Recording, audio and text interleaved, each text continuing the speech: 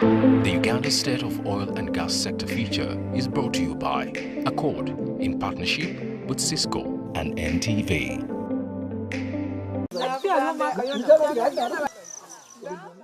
Despite great energy potential, Africa remains energy poor, with about 600 million people on the continent having no access to electricity.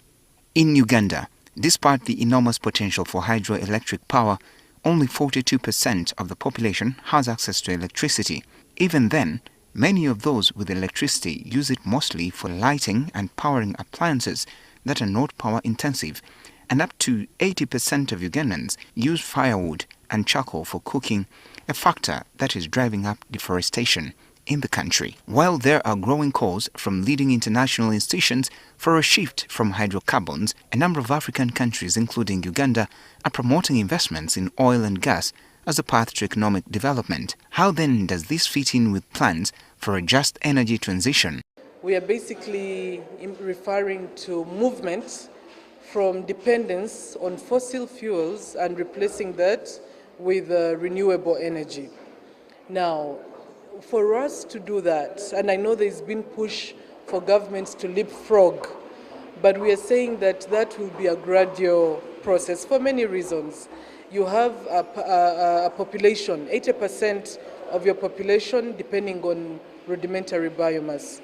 So before you even say they are going renewable, you have to look at the practicality of that. Experts argue that the debate on energy transition needs to take into account the different levels of energy access. So when you just say energy transition, we tend to ask our questions, transit from what, where we have not been even.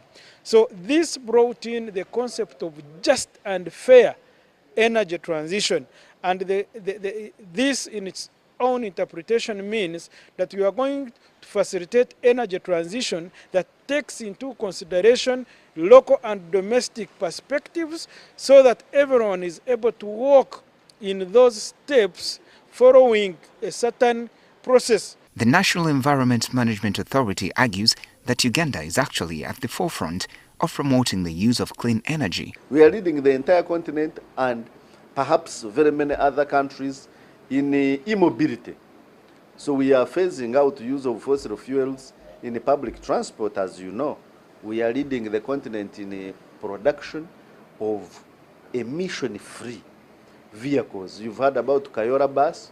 Goal 7 of the United Nations Sustainable Development Goals emphasizes the need for countries to ensure access to affordable, reliable, sustainable and modern energy. Uganda has great renewable energy potential that can be tapped to ensure increased energy access. Solar is a free gift from God. The installation we have in Uganda is great, is enough to make sure that we are able to get the energy we need.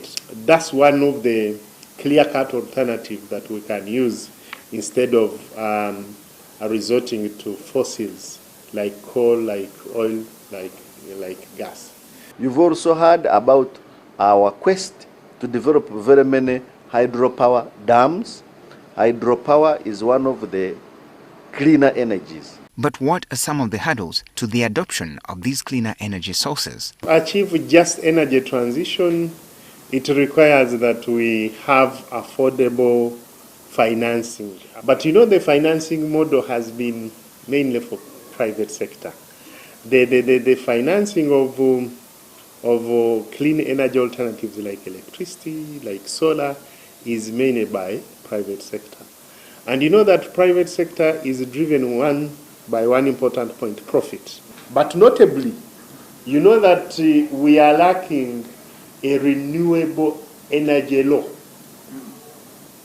We have the policies, yes, in place, even much as the policy is outdated, but the law on renewable energy is not there. One of the recommendations to government is to ensure it utilizes oil revenues to finance clean energy and scale up energy access among the population, which will be useful for the energy transition. The way to go is to exploit our oil and gas resources, sell and make money so that the money we get from the fossil fuels is able to facilitate and help us to acquire the greener alternative technologies. We cannot just wake up and say fossil fuels have gone. No.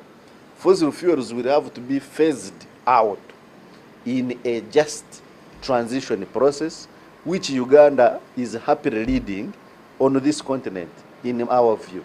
We must utilize all our available resources, be it petroleum or other renewables. We must develop economically, and for us to develop, we must tap into our natural resources.